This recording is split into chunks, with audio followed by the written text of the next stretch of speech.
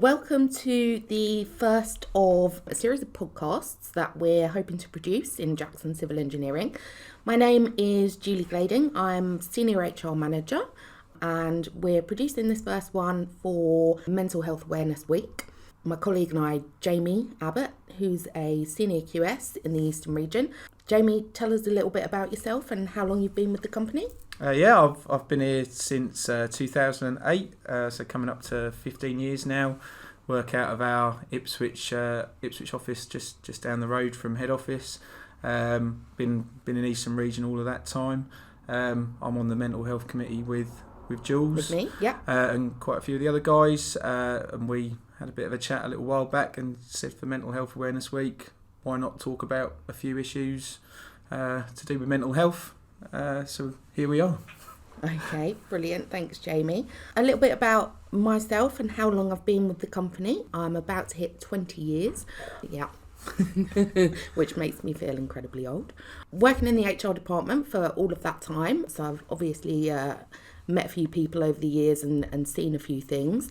And working within the department, and with my own personal experience as well, begun to understand, everyone's got mental health, but we're all at different levels, and that's why Jamie and I are on the committee. We also want to encourage some other members as well, if we can. There's a few of us here, largely head office based and Eastern region based, but we really would love people from other regions to join us. So if at any point you think that you want to join us, give Jamie a shout or give me a shout. We're a friendly bunch. We really are.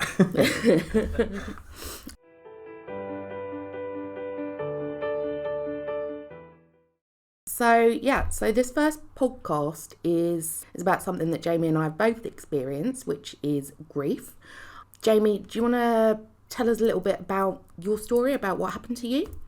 I don't know, probably about August time, 2019.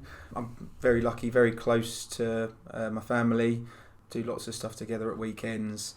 But August 2019, noticed in my dad sort of had some issues with his speech, and just doing a couple of things that were a little bit out of character for him. He was a bit of a creature of habit, so when his sort of habits started to change a little bit, we sort of noticed it and sort of sat up a bit. Well, what those sort of slurred words and bits and bobs like that were essentially the early symptoms of a brain tumour. Okay. And stuff unfolded quite quickly from there. He got very poorly quite quickly. Yeah. To the point. It was quite a tough time over and still remains really. Mm-hmm. It's just the challenges have changed, I suppose, as time goes on. Yeah, I mean, it started in like I say, in August. I was actually about to go out the door and go and watch Ipswich play somebody terrible in League One. I can't even remember who it was, but I was about to leave and Mum phoned saying Dad wasn't going to be able to go and she was going to take him to the hospital because he's just not himself, and she wanted a better answer. So sort of that's a bit unusual straight away. And I sort of charged up off to Bury Hospital at 7:00 in the evening. And we hung around for a few hours like you do in a hospital, busy place. And he had a few scans and observations, and probably about 11:00 that night, sort of life changed really. Yeah. The doctor came out and said there was quite a significant lesion on Dad's brain, and he wouldn't be going home. They needed to run more tests, speak to Adam Brooks and various other things. So Mum was in bits, obviously. So was I, but obviously wanting to be strong for her and all the rest of it. You sort of trying to keep her on the straight and narrow, but sort of instantly knew things were going to be a bit of a roller coaster. It's life changing, isn't it? Is, in that moment. Yeah. So like straight away, your head's going. I mean, obviously, your first thought is absolutely not work. Yeah. Sorry, anybody if. Like straight away you're thinking about your mind is racing into all sorts of what that could mean, and you've got so many questions.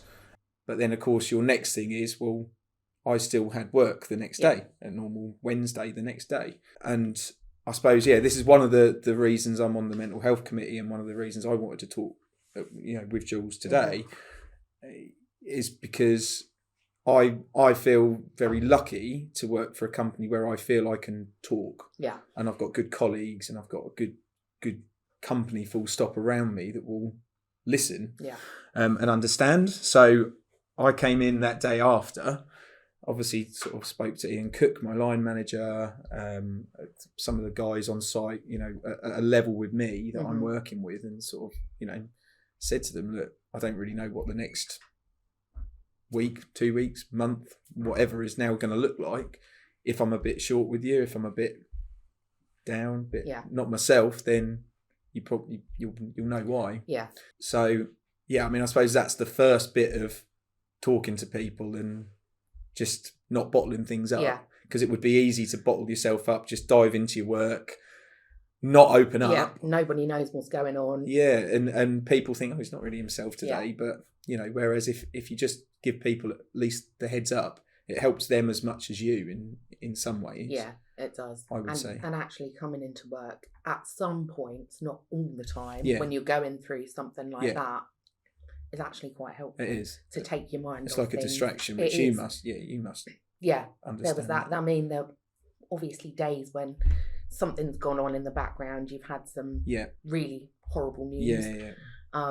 And you don't want to come in. You don't want to see anybody. You don't want to talk to anybody. But the rest of the time, that's your team who you spend a lot of your time your with. life you with, do, don't you? Yeah, and you've got a lot of camaraderie actually. I think on your sites and stuff. Absolutely. You become. It obviously changes site to site, but when you're on a particular project, they sort of become your core 5 or 6 people for quite a few months normally. Yeah, you go through everything with them, don't you? You're laughing with them, joking with them, and moaning with them as well as we do, swearing with them, often quite a lot. Quite a lot, yeah, especially on site. Yeah. But yeah, it makes total sense to share that with the people that you're working with, doesn't it? Definitely. So yeah, that is the first stage of talking about it. And I suppose it set the tone for me all the way through, because I mean, without going into all the ins and outs of it, Dad's symptoms got worse really, really quickly. We had that experience as well. Yeah. It was from initial diagnosis of leukemia. I think it was about 2.5 weeks to the point where we lost her. Wow. Which was really quick. It didn't. We went through everything really quickly. When she was diagnosed, they told us at one point she could probably be involved in a treatment trial. Yeah. And she was well up for that. She was up for anything. And then the next day told us, no, she can't do that, and prepare yourself for the worst kind of thing.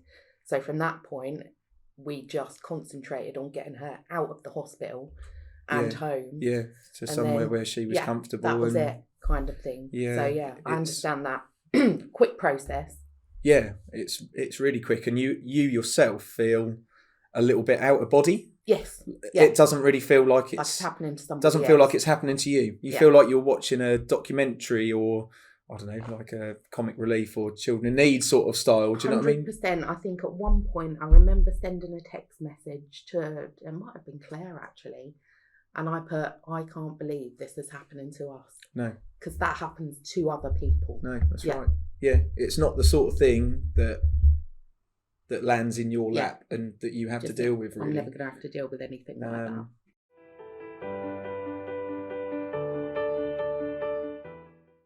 So yeah, like I say, without ins and outs, it just unfolded really rapidly.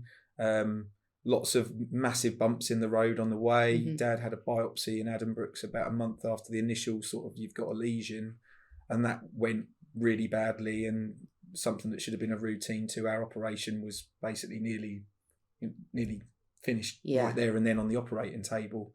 So we've had a lot of, and Dad having seizures and stuff as well. Just things that you've never experienced before. Which are terrifying. They are terrifying. Yeah. They are absolutely terrifying. When you see your dad, who you idolise and you've done everything with, and has always been like a vision of strength to you, and been the supporting pillar of your family, look so vulnerable and weak. Mm-hmm. Like, that is a real it just stops you in your tracks. Yeah. It's terrifying. It is terrifying. Yeah. Really. Yeah. So, like I say, it snowballed very quickly. So from that August, walking into the hospital, Dad actually ended up dying on the 1st of December. Mm-hmm. So it was just over 3 months. It's quick, isn't it? But this was a man he used to run 20 miles a week. Yeah. Had a manual job, like was physically perfectly fit. Do you know what I mean? There's nothing, just some people perhaps, you think they're more at risk of that. I think that's the hard thing. You think, well, but he's perfectly fit and healthy. Yeah. Like, why is it happening to him? But actually it can happen to anybody. It can. So yeah, the 1st of December was obviously quite a, it's the worst. Yeah. Worst day of your life. Worst day of your life. Yeah. There's no way of dressing it up really. Whether you're prepared for that day coming because you know where it's going, because you do know where it's going. You keep going to endless appointments, hospital things. You know where it's going. Doesn't make it any easier to compute when it happens. It's like I said, I'm grateful for all the way through that 3-month snowball that when I came to work, I felt I could talk to people, and that made a massive difference because people helped me with my work. There were adjustments made, and not all to be honest, most of the adjustments didn't come through me picking the phone up to you or anybody else in HR. Yeah. Most of the adjustments were just people at my level. That's it. Just talking to them. We can't actually do that bit for you. No, you can't. Only your colleagues can, because Absolutely. they know exactly what your workload is. We're there if you want to talk to anybody.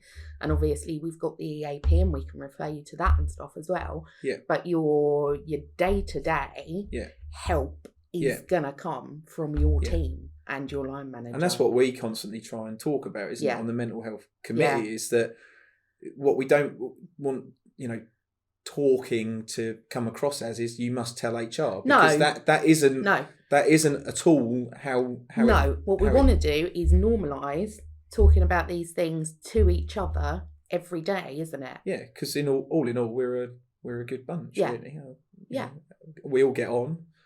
Generally, we've both been here for a long time now, so they must be doing something right, mustn't they? That's right. But from my point of view, again, it was workload. So I had Belinda at the time, who we obviously haven't got anymore. Yeah. But she was amazing, bless her. She would just let me get on with it. And when I was in, she obviously let me have days off for hospital appointments and that sort of thing. And then when I was in, it would be, okay, what can we give you that you're going to be able to do? You're going to be able to complete. Obviously, especially in the HR department as well. Gotcha, be careful what you give me. Exactly, we've got some serious issues going on within the department. But it's that workload adjustment and somebody knowing what you're actually capable of doing at the time. That's the biggest thing to stress, I suppose, is just it's people on your level talk amongst each other. Like, we'll quite happily talk to each other about problems with a duct run or a drainage run or whatever else it might be, some surfacing, something that actually underpins all of that, which is how we all feel. We're not as quick to sort of check in on people. And that would be my message, really, is just to talk to people. But obviously that in itself was a really tough time, and then you kind of get the side off the back of that you kind of that almost sideswipes you and you don't see coming. So you've got your new life. You I don't like saying new normal because it reminds me of COVID, but you do end up in a new normal where it's now my mum and me and my brother, and that's then a very different life, because mum and dad did everything together, more so possibly than most couples. So then actually you're finding yourself in this weird position that me and my brother are becoming like doing the dad role, as well as trying to be a son, which is really strange. And that takes some getting used to. And again, talking to people like yourself in similar positions, you realise, it's not just your own mum who is this is a thing. It's something that comes of loss. Yeah. And I lived with my dad, with mum and dad at the time. So then obviously there was a real difference. Me and dad. Yeah. Which was a weird little team that we sort of set up afterwards, and I had to felt the need to try and keep him busy and go take him. He now loves going to the cinema. He goes to the cinema a lot because that's a thing that we done. Yeah. You know, you have to. It's like you take on a role of trying to keep them busy. Yes, yeah. Exactly that. So that's a challenge. So you sort of approach that challenge, and like the first hurdle you have is Christmas. Yes, like straight after the big anniversaries, the big Christmas, the ones that you cry hysterically at for the first. Yeah. So we had a crazy Christmas that year, with like obviously December the 1st. Yeah. I think the funeral ended up being, I didn't get out on the works Christmas do just before Christmas. No, I remember that. Yeah. Oh, whether I'd have been any company, I'd probably have been an outstanding company actually, because I'd probably drunk too much. Not that I need an excuse.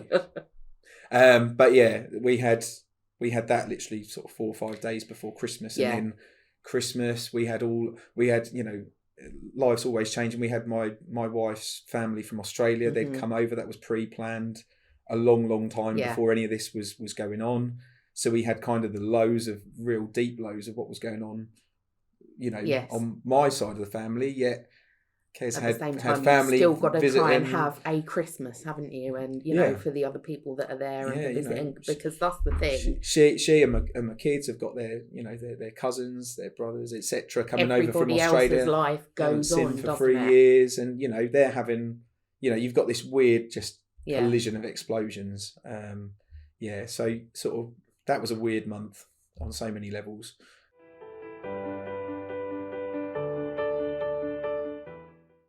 And then you sort of start to come out of it, and sort of you see you see mum sort of getting on quite well, and then we have a pandemic. I hate talking about COVID, but it has made the dealing with dad thing for me a lot harder. Everybody's been affected by COVID somehow in different ways, but for me it's created this situation where mum's more needy, because she's almost become sort of on her own. Yes. Do you know what I mean? She's allowed herself to, because she hasn't been able to go for a coffee, go for this, do that. Yeah. Because we haven't been allowed to in 2020, most of 2020. Yeah. That's got mum into a habit which has now been quite hard to break. To get out of. Yeah. So it's, people talk about loss and they think of the person you've lost and how and it is dreadful, but there's so many side effects, I suppose, off the side of that, which actually you still get by better by talking to people about them, really, because it changes everybody's life. That person that's gone, they don't know anything about it. No, do they? No, they don't. They're oblivious to it, but everybody else's life has to go on. Yeah. And that's the difficult thing. Seeing everybody else.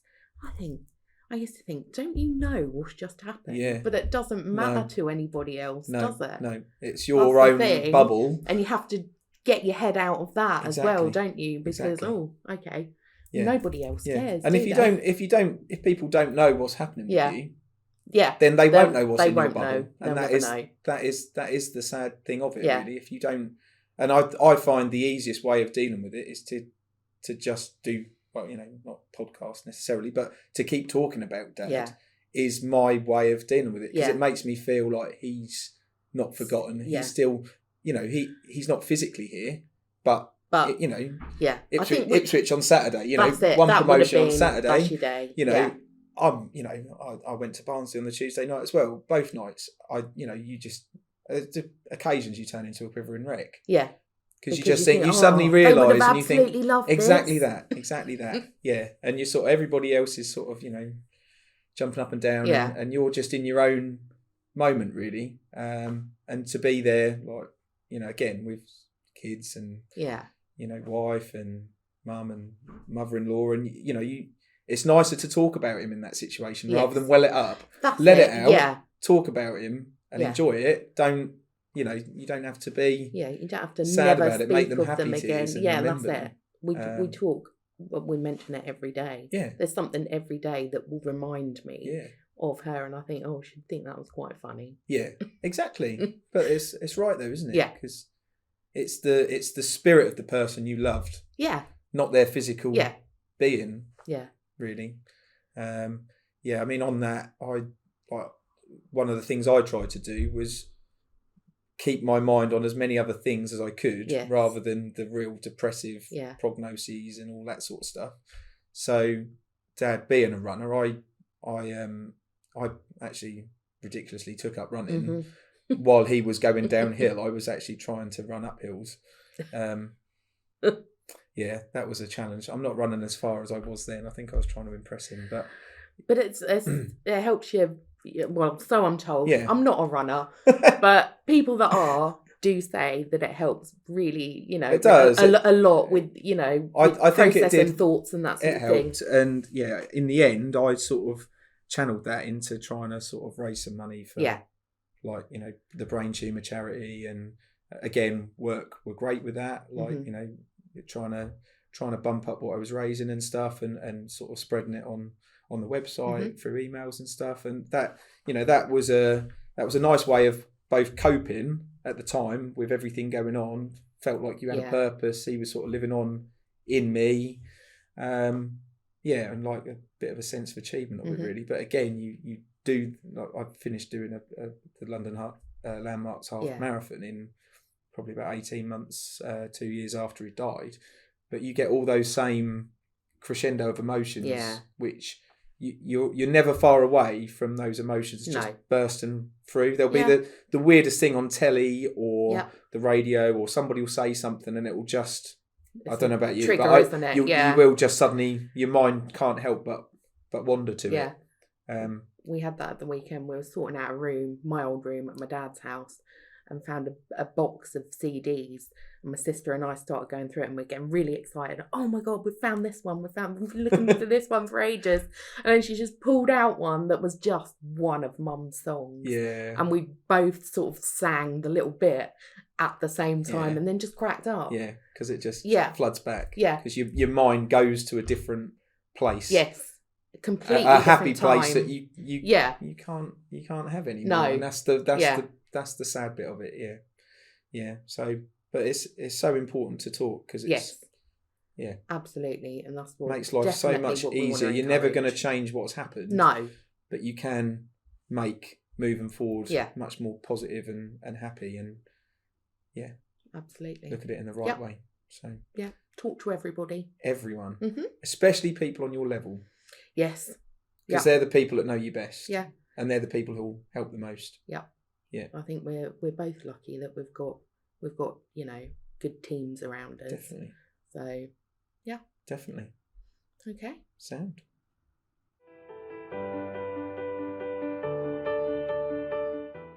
Okay, so thanks for joining us for, as we said earlier, it's the first in hopefully a series of podcasts relating to mental health issues.